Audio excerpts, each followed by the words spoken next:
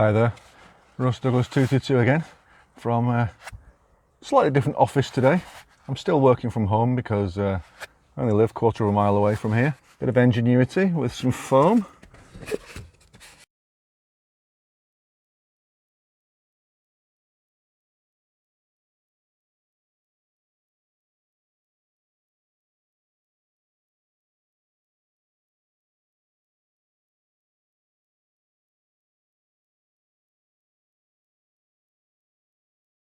It's actually a protector not for the window but for the scopes I'm reviewing. First I have the Pard 008 LRF. I got this one from customriflescopes.com, but Blackwood Outdoors, who supplied the rest of the kit I've got with me, they sell these too. I've got the Custom Rifle Scope Sunshade, the shade 8. Very bright today, blue sky, and as you can see it's got an adjustable iris, which is perfect for such bright conditions, because these fellas are quite sensitive.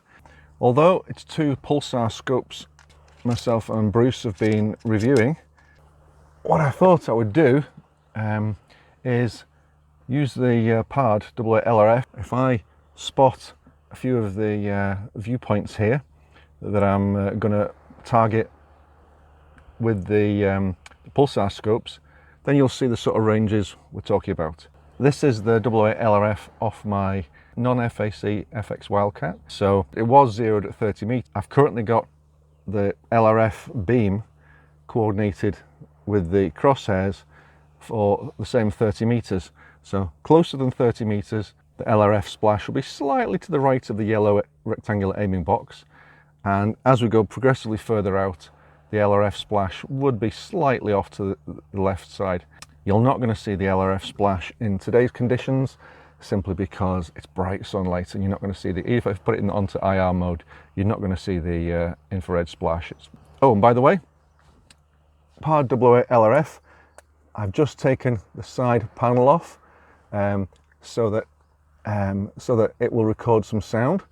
And the mount here is Kevgun's 008 LRF mount. Kevgun off the Night Vision forum and the Airgun forum, and of course this being a review of two night vision scopes, one IR, one thermal. Of course, keep an eye on the UK Night Vision forum, links down below, alongside the links to Blackwood Outdoors shop and the Blackwood Outdoors kit I'm reviewing. Everything's in the description. Okay, now recording on the Pard. The Pard is very focus sensitive, so you don't have to move the arm very far at all to adjust the focus. So those cliffs, right, so that rocky outcrop in the foreground, 225 meters. In the background, 400 meters. And I'm not getting a return off those rocks for some reason. Oh, I was zoomed out.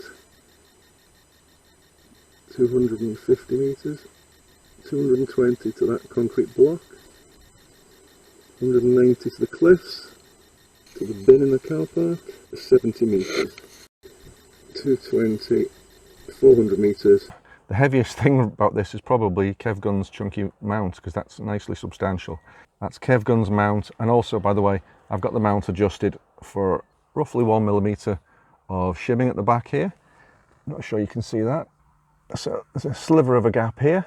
Post lockdown, see what adjustments required, if any. But this mount will accommodate it. For the main course, Pulsar Part 1. Out of the two Pulsar packs, the larger one is the Digex N450, like so. And it's larger, I believe, because it's simply got a lot more electronics in the end here. Pause the recording on the phone for now. Switch to recording on the scope. Okay, recording now on the Pulsar N450 day and night scope, kindly on loan from Blackwood Outdoors, on base mag of 4 times, go to 8 times, and then 16 times. Only now can I really properly see the cross in the centre of the screen. get the cross spot on focus. And now let's focus the scope itself.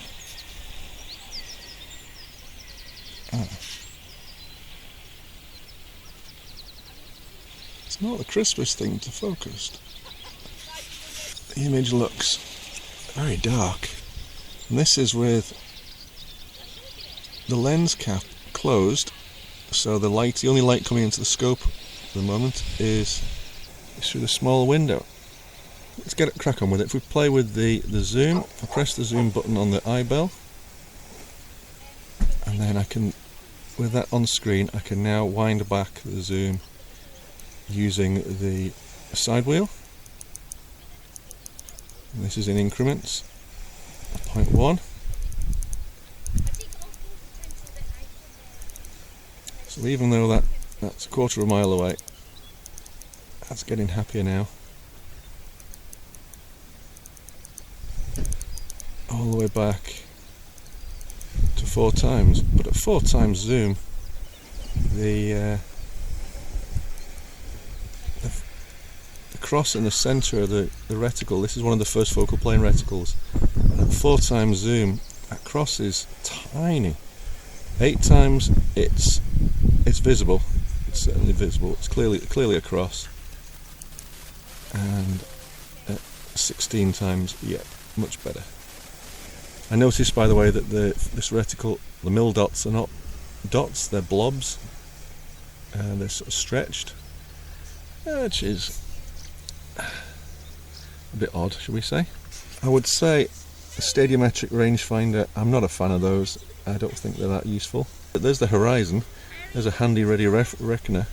If I start to lean the scope to the point where it's clearly out of level, we're clearly canted, and at that point the chevrons come on, and the chevrons come on at 5 degrees,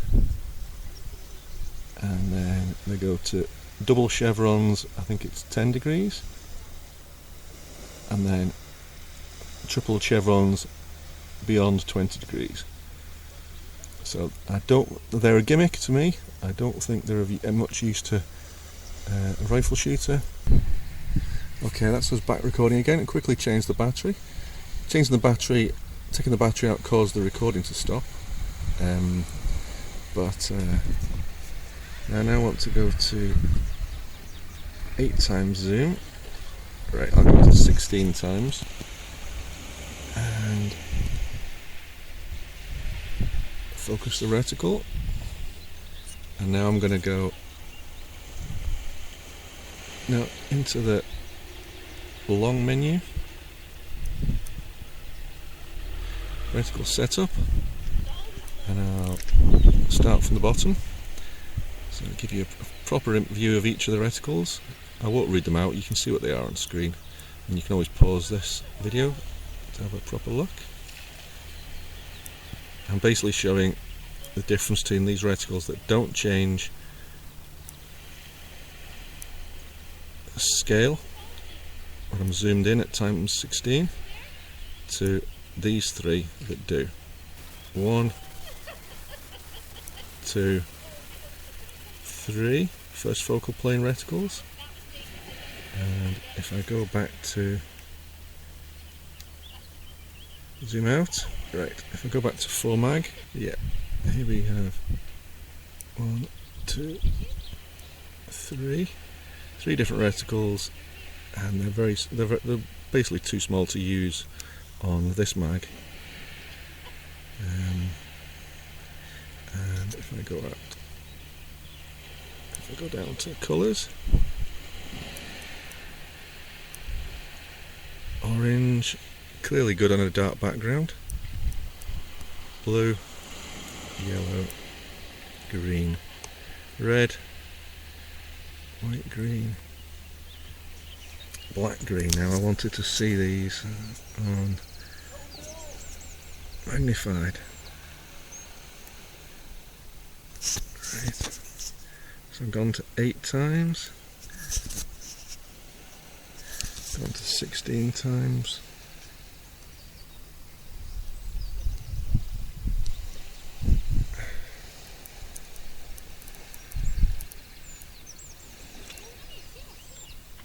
and white with a green central dot. Well, the green's barely visible. It should be disconnected, I think, to the thinner stadia, but it's not. So green's not a lot of use there. Here on a darker background, only the green is visible. Again, the red's not very clear here, despite being 16 times zoomed. And black, again, the black disappears. Interesting. So that's all recorded. Let's check my notes. Focus sensitivity, well, the focusing is not fantastic at the moment. IR sensitivity, we'll cover that on the nighttime one. Reticles, 10 reticles in 9 colours, including the first focal plane options. I've covered those. Right. I should mention that the zeroing includes a freeze frame option, freeze frame function. Picture in picture. Right. So here we have 16 mag with PIP.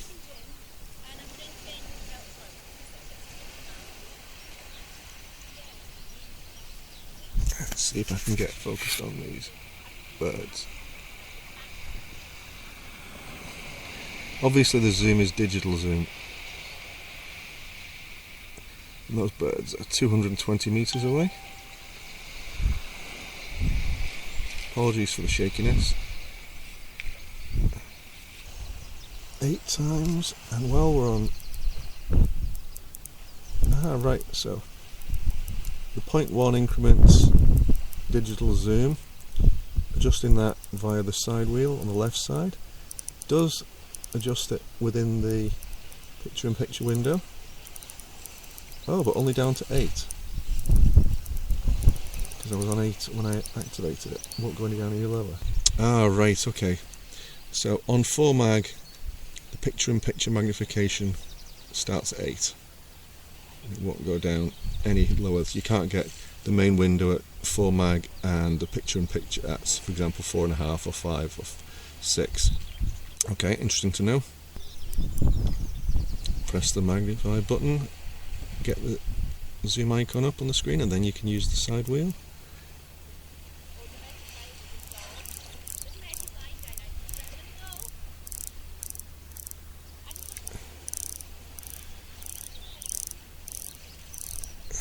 Quite arduous zooming a long way, I mean 0.1 increments, but obviously that's what the button at the back's for 8, 16, and up to 8, and a long press switches off the PIP. But for a bright sunny day, crystal clear, light blue sky, darker blue water, and the cliffs here in the reticle, in the crosshair, the green, and yeah, I'm afraid 1300 quid for a day and night scope, and black and white performance is a bit disappointing. So we can get that focus crisp as possible. That's crisp-ish, I think. Difficult to tell. I do have a little bit of glare coming into the corner of my eye, but yeah, it's still difficult to tell. So that's everything I was going to cover. I'm going to stop the recording in a second and switch across to the pard and just eyeball this same spot on 6.5 mag and 13 mag with the pard. Oh, there's one other thing still to cover, which is the close range focus. How close we can focus with this fella. Okay. So just to remind ourselves, there's cliffs a quarter of a mile away, almost exactly. Quite nice and clear. And so on 6.5 zoom. Speaking to my scope as you do in your car, being socially isolated. And let's go to 13 zoom.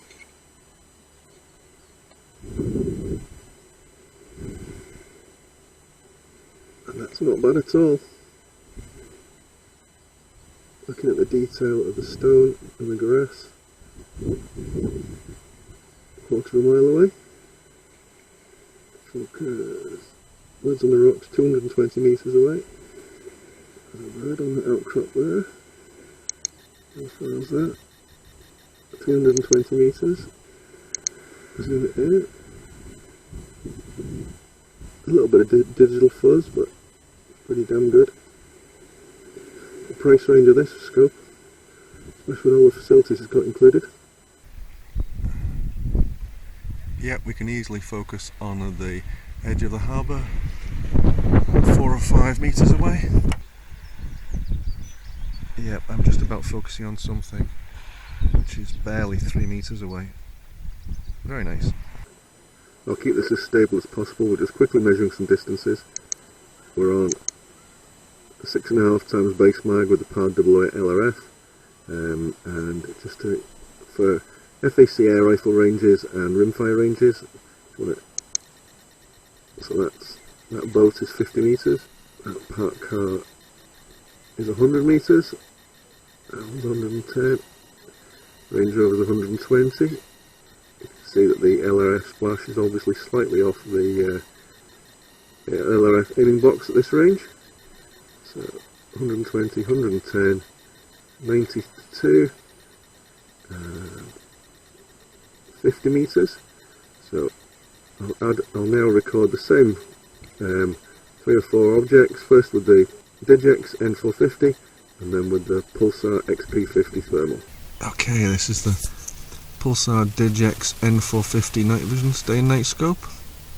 That boat is 50 metres away. Got 8 times mag. And 16. That car there, 90 metres away, 8 times mag.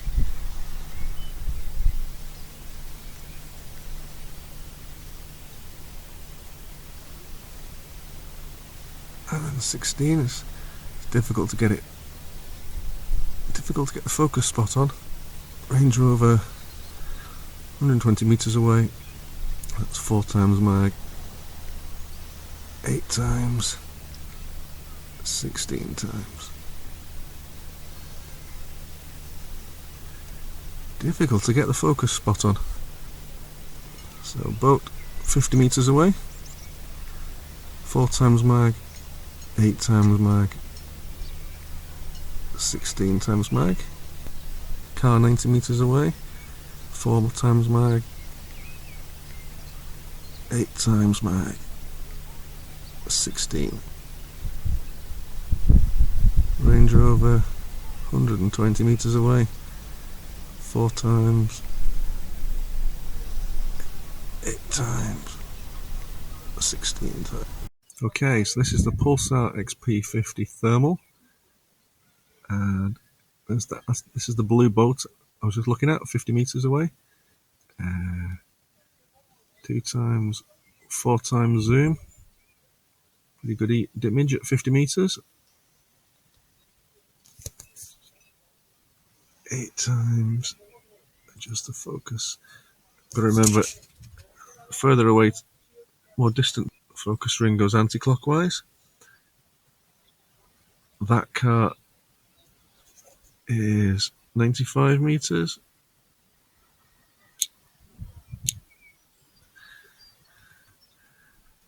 $100 metres, and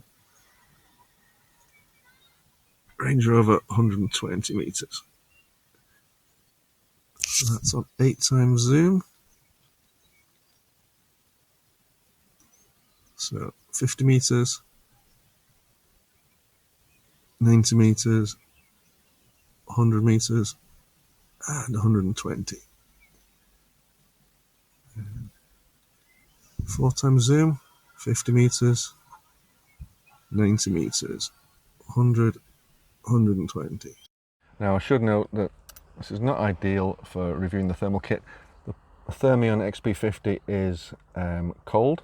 It's pretty cold. It's just been in the house and then in the car, all wrapped away. And ambient temperature now today is warm. It's in the 20s, I would say here, especially static as we are out of the wind. So right, so recording on the scope now internally, and those cliffs are very white. Well, you can see what's in shade, but you can see right into the shade with the thermal scope. Reticle's nice and clear. So let's see how the zoom looks. It's 2 times, 4 times.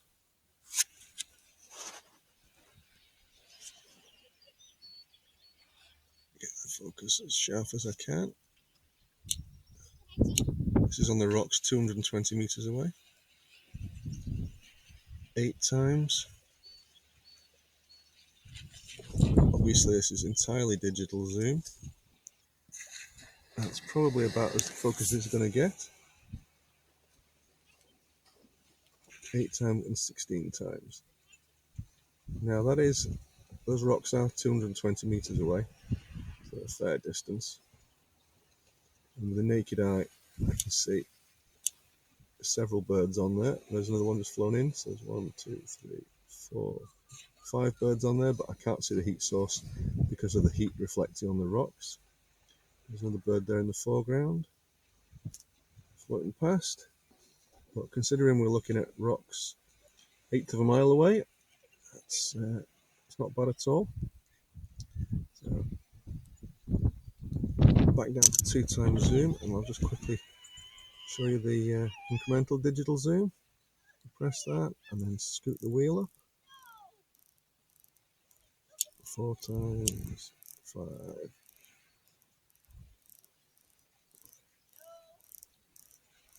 8.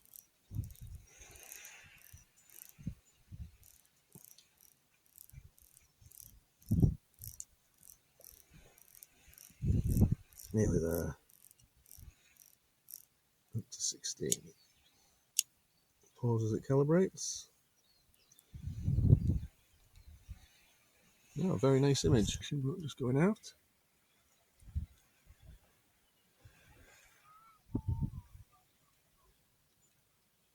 Eight times zoom.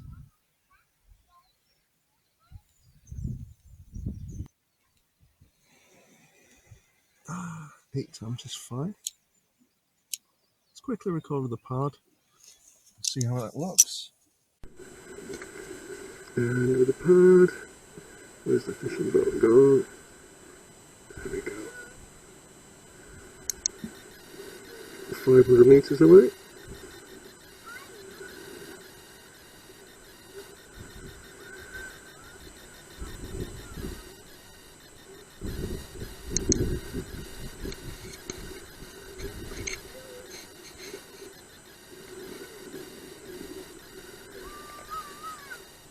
I can see over there, I can't quite make out the name of the boat.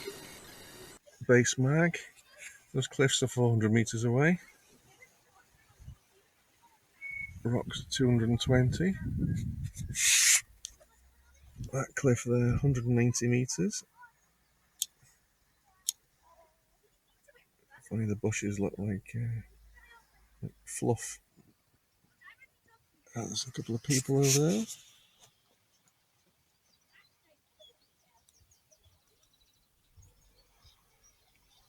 Four times mag. 8 times. And that bin there is 80 meters away. 2 times, 4 times, 8 times, 16. The reticles on here should be the same as Digex N450, but let's just go through them anyway.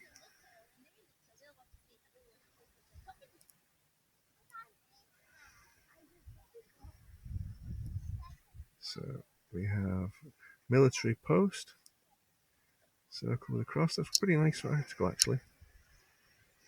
Fine duplex, even finer mil dot, and half mil dots.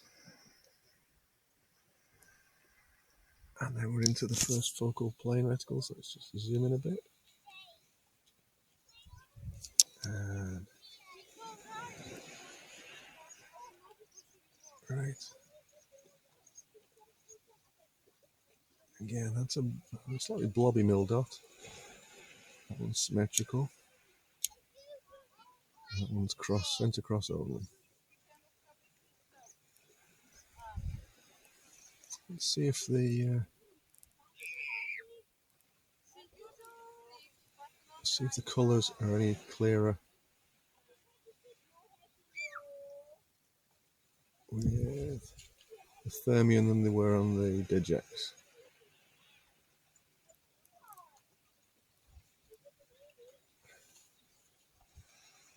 Black red.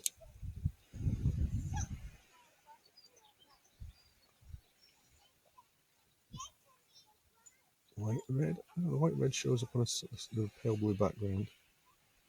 It shows up well against the darkness. Black green. White green. Red. Green. Yellow. Blue. Orange. Black and white. White and black. So you can definitely change your reticle colours on the hoof just to suit your background. Go on to right, hold down the zoom button, and main window is 2 times, picture in picture is 8, so it's 4, 8 and 16. So if I put it on, yes, if I put it on 4, then we can indeed scroll the digital zoom in increments of 0.1 from 4 upwards. Good to know.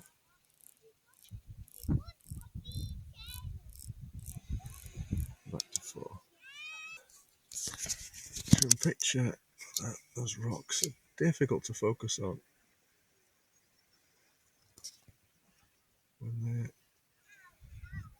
especially when they're bathed in sunlight. Nice in the main window though. So have the main window at ×4 and then pop the PIP on. Ah, right. So if the PIP is on, the main window can only be on 2 times zoom. Okay, good to know. Oh, right. While sitting in the car here, I've managed to focus with the Thermion, and I've literally got the Thermion focused 1 meter away from the objective lens. Very nice clear image. So anti-clockwise focuses us back out. And I can see there's a bird there.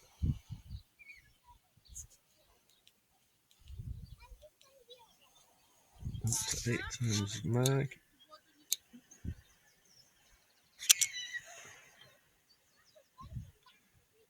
And that's like as good as the focus is going to get. Oh, and while I'm on the thermal, of course. Right, modes. White hot. Black hot, obvious. Red hot.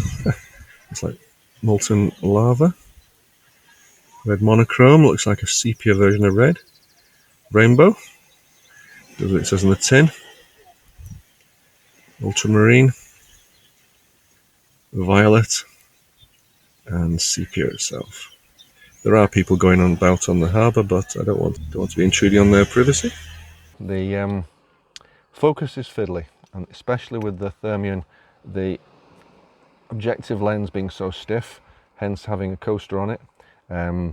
You wouldn't want to be changing focus regularly with this and want to do it quickly, because it's a bit stiff for that, and it's not the most distinctive things being a thermal scope. Hope you found this interesting.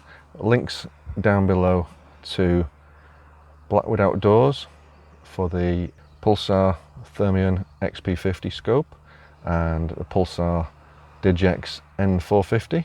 We've got part 3 coming very shortly, literally very shortly, because Bruce has already done most of the edits himself.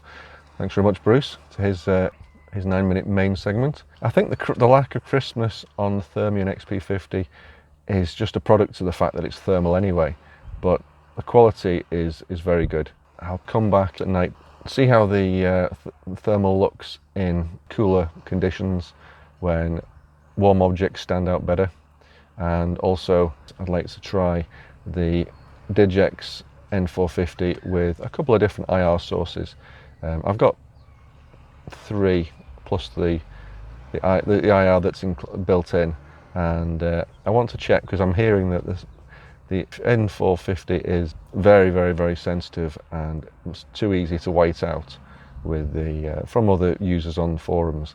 So I'd like to just see how it looks with a couple of different IR sources. Thanks for watching. Keep an eye on the Night Vision forum for everything that's current. Loads more videos coming to you soon. Cheers.